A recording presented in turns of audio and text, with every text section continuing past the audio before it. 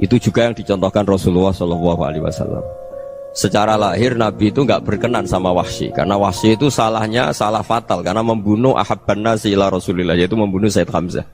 Jadi ketika Wahsy tobat, Nabi itu nerima tobatnya. Dan ketika beliau dengan basariyahnya nggak siap ketemu Wahsy karena harus ingat Sayyid Hamzah, basariyahnya diturutin. Oke, kamu iman, saya turutin, tapi jangan sering ketemu saya. Karena kalau ketemu kamu, saya masih ingat sama paman saya, Sayyid Hamzah. Kita bisa ngelola seperti itu. Kita tidak cocok sama orang, bagaimanapun mereka umat Rasulullah SAW, kita tetap mencintai mereka. Misalnya kalau beda agama, mereka sama-sama orang Indonesia, kita mencintai mereka atas nama warga Indonesia. Tapi kalau misalnya potongannya ora cocok, beda kultur, bawaannya itu mangkel no coro Jawa, ya bisa diilmoni, jangan ketemu. Wong sudah tidak cocok, ingin ketemu nyari solusi, roh ini tok seneng itu kan ya repot gitu. Ya sudah, kalau nggak mati cocok ya jangan sering ketemu. Dan itu kita bisa memanage seperti itu tuh bisa. Saya berkali-kali cerita tentang Imam Syafi'i. Kalau dikasih tahu ya Imam Abu Abdillah, panggilannya Imam Syafi'i, tetangga anda ini ternyata banyak yang nggak senang anda. Jawabnya beliau senang. Ya bagus kalau nggak senang saya, anda utang saya katanya. Jadi gara-gara saman seneng aku ngatur aku ini kan. Dan mungkin saman rasa seneng kan ya enak. Jadi hidup itu dianggap happy. Kalau seneng ya teman silaturahim, kalau nggak seneng ya nggak bakal utang gitu. Baru kayak seneng itu nggak ganggu. Gitu. Jadi dulu itu orang bisa ngelola seneng nggak seneng itu bisa. Karena ada kearifan hubungan dengan Allah Subhanahu wa Ta'ala. Hidupnya selesai karena masyghul bi dzikrillah, mereka sibuk dengan Allah. Makanya kata ulama-ulama tasawuf, kamu jangan melihat manusia perilakunya, tapi kamu juga harus ingat yang gerakkan semua itu Allah Subhanahu wa Ta'ala. Dengan demikian kita faroh, kita senang. Makanya Nabi kalau ngutus Anas bin Malik kemudian nggak kesampaian yang diinginkan karena Anas main, ketika garwa-garwani Nabi agak tersinggung, Nabi andikan Allah menghendaki yang saya inginkan kesampaian, pasti itu kesampaian. Jadi dianggap kegagalan Anas gak manggil yang dituju Nabi itu ya kersane Allah, ya enteng saja. Sayyidina Ali lebih parah lagi yang dialamin. Itu dalam beliau kalau dipanggil tuh gak cepet-cepet ke sana. Ketika ditanya, kenapa kamu tak panggil gak cepet ke saya? Amin tuh ukubatak, karena aku tahu kau orang baik. Orang baik itu pemaaf. Jadi makanya orang-orang soleh dulu itu bodoni itu. Makanya sekarang kalau ada orang bodoni itu mesti bidik orang soleh. Kalau orang-orang soleh itu kakean husnudzon lagi sering dibodonin. Abdullah bin Umar itu masyhur itu. Kalau ada budaknya sering sholat, sergap sholat itu dimerdekakan. Akhirnya nggak sholat pun pura-pura sholat. Akhirnya juga dimerdekakan. Ketika ditanya, kenapa engkau merdekakan? Padahal mereka sholatnya menipu engkau, kata pembisik-pembisik itu. Man khoda'ana lillah in khoda'na lah. Dia nipu atas nama Allah, berarti saat tertipu juga atas nama Allah. Gak masalah dong, semuanya demi Allah Subhanahu wa Ta'ala. Jadi ketika kita ketemu mensifati Allah Ta'ala itu ghafir, Allah pemaaf. Jangan kamu gak fair untuk diri kamu nyifati Allah ghafir, pada orang lain Allah kamu sifati syadidul iqab. Jadi Allah kamu atur, kayak MC tadi ngatur saya. Jadi Allah itu apa? Kalau pada saya ghafir, kalau pada musuh saya sadidul iqam. Itu tidak fair. Kalau anda punya harapan kepada Allah karena Allah Rahman Rahim, Allah ghafir, sebenarnya Allah pada musuh kita ya bisa saja Allah ghafir, bisa saja Allah Rahman Rahim. Sehingga kita melihat orang lain yang kita tidak cocok itu ya enteng saja. Itu min ummati Rasulillah sing tanaluhu syafa'atuh, tanaluhu sa'atu rahmati, tanaluhu fair. Jangan dengan kita kayak mesti dapat rahmat. Jangan orang lain kayak Allah pasti syadidul iqab, itu tidak boleh. Sehingga ketika ada orang Badui, singkat cerita orang Badui ini kencing di masjid, semua sahabat membentak dia. Yang nggak bentak hanya Nabi dok. Saking mangkalnya orang ini karena semua sahabat bentak kecuali Nabi. Setelah dibenarin Nabi, terus Nabi nyuruh sobu ali dhanuban min ma'in. Setelah disucikan masjid itu, dia berdoa keras sekali. Allahumma arhamni wa Muhammadan wa la tarham ma'ana ahadan. Ya Allah, yang berhak dapat rahmatmu hanya saya dan Nabi Muhammad, yang lainnya jangan gitu. Karena yang lainnya tuh jengkelin, gitu aja saya salah dimarah-marahin gitu. Jadi kalau kamu doa terbatas ya kayak orang Bedui ini, kayak orang Arabi. Apa kata Nabi? Laqad tahajjarta wasi'an. Allah yang rahmatnya luas menjadi kamu sempitkan.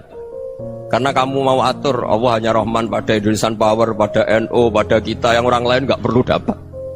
Itu kan kasihan Islam, karena Islam terus gak dimiliki semua orang. Allah tidak dimiliki semua orang, Rasulullah tidak dimiliki semua orang karena dipek NU, dipek ormas tertentu, dipek nggak boleh seperti itu. Nggak boleh takhasyar tawasian kata Nabi, tidak boleh mempersempit zat yang rahmatnya itu luas. Ini semoga etika ini kita pakai di Indonesia. Yang sedang fase kita harapkan lebih baik. Yang sedang nggak dapat hidayah kita doakan dapat apa? Hidayah. Masyhur kan, makanya tadi saya mohon sama Habib Ali supaya Habib Ahmad supaya tetap mahalul qiyam, tabaruk sama Habib Ali. Di antara doa-doa di Simtud Duror masyhur itu antuqabilal mudhniba minnah fil ghufran wal musi'a bil ihsan. Jadi harapannya para habaib, para orang-orang baik dulu ya, semoga yang dosa itu dimaafkan, yang sedang salah dibuka, bikin lebih baik. Nabi itu tugasnya juga gitu, wastaghfir li dzambika walil mu'minina wal mu'minat. Nabi itu tugasnya juga memintakan ampun yang sedang salah.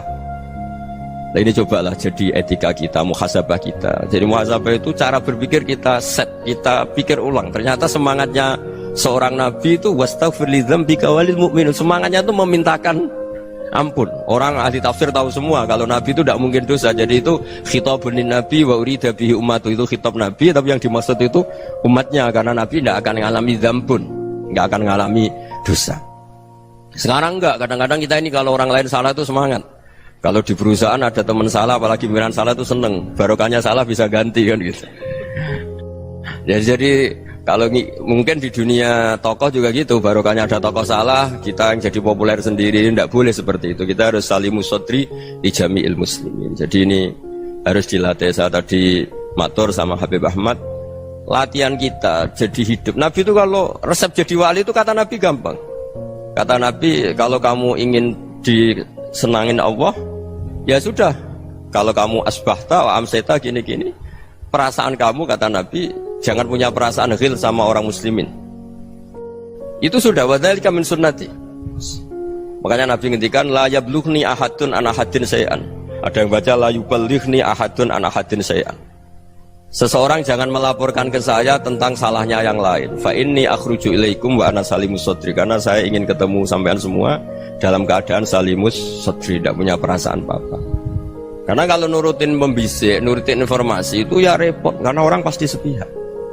Ada kiai yang top datang ke kampung-kampung ning desa-desa, kata yang seneng itu punya akhlak. Wah itu bagus orang besar datang ke kampung-kampung. Kata yang nggak seneng, wah itu jobnya kiai kecil kok diambil, itu kan ya kasihan itu kan sudut pandang. Makanya saya sering bilang, akal kita ini cukup untuk mentasdik Rasulullah SAW. Meskipun perasaan kita kadang orang Jawa itu beda. Saya berkali-kali bilang sama peneliti dari Jogja, kenapa sih Gus para nabi itu kok poligami istrinya banyak? Nabi Dawud katanya itu berapa? Nabi Sulaiman malah jumlahnya agak terbatas ini. Nabi Muhammad itu paling sedikit. Saya tanya gini, perempuan itu orang lemah, jadi kalau nolong orang satu gimana baik? Kalau nolong orang dua ya lebih baik, ya sudah kira-kira seperti itu. Paling tidak akal kita masih tahu kalau orang baik itu kan mesti baik, nolong orang satu baik, nolong orang dua ya lebih baik, nolong orang tiga lebih baik. Tapi kalau kamu orang nggak baik, satu saja kamu terlantarin, kamu miskinkan, kamu ya tinggal diukur kan. Kalau orang baik nambah baik, tapi kalau orang buruk tambah buruk. Nah itu akal kita bisa menganalisis kenapa sih nikah itu ada yang poligami, ada yang enggak. Sudah ukur saja diri kamu. Misalnya kayak saya elek keriting, rabi terus, mau perbanyak wong elek, orang perilaku netok, raine dadi elek kabeh gitu. Tapi nak kowe ku ganteng, alim, ganteng, sugih, anake ganteng-ganteng, berhubung kowe saleh ahli swarga kabeh, mertua yo bangga karena karir kamu meyakinkan. Ini mertua kamu aja gak bangga mau nambah. Ipar gak bangga, mertua gak bangga, desa kamu yang kamu wayai juga gak. Beda dengan Nabi ketika nikah Juwairiyah itu gak ada pernikahan sebarokah Nabi dengan Juwairiyah itu. Azharu Rasulillah, di situ habis perang banyak tawanan, gara-gara jadi besanya Nabi langsung dibebaskan semua karena Azharu Rasulillah. Sekarang besanya Kanjeng Nabi. Dulu Abu Sufyan mangkalnya bukan main sama Nabi, gara-gara putrinya dinikah terus langsung jadi.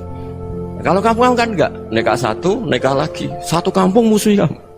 Karena istri pertama ya cemburu, yang kedua agak bangga. Wah itu selesai itu, di dunia wal akhirah. Maksud saya, nganalisis Islam itu harus pakai akal. Dan akal yang dipakai, ini saya bawa ke kitab Ihya, adalah pikiran-pikiran para ulama.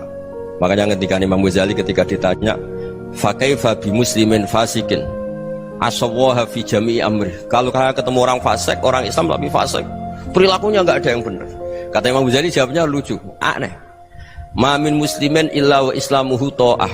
Tidak ada orang Islam kecuali dia mau Islam, membenarkan Allah dan Rasul itu sudah taatnya dia. Kok kamu tidak bisa melihat taatnya dia? Dia pikirannya kan ini pemabuk, ini tukang apa. Tapi kata Imam Ghazali, sebenarnya kamu masih bisa berpikir positif. Ma min muslimin illa wa islamuhu ta'ah. Tidak ada seseorang Islam ketika dia milik Islam itu pasti ada taatnya, yaitu tasdik pada Allah dan tasdik kepada Rasulullah SAW.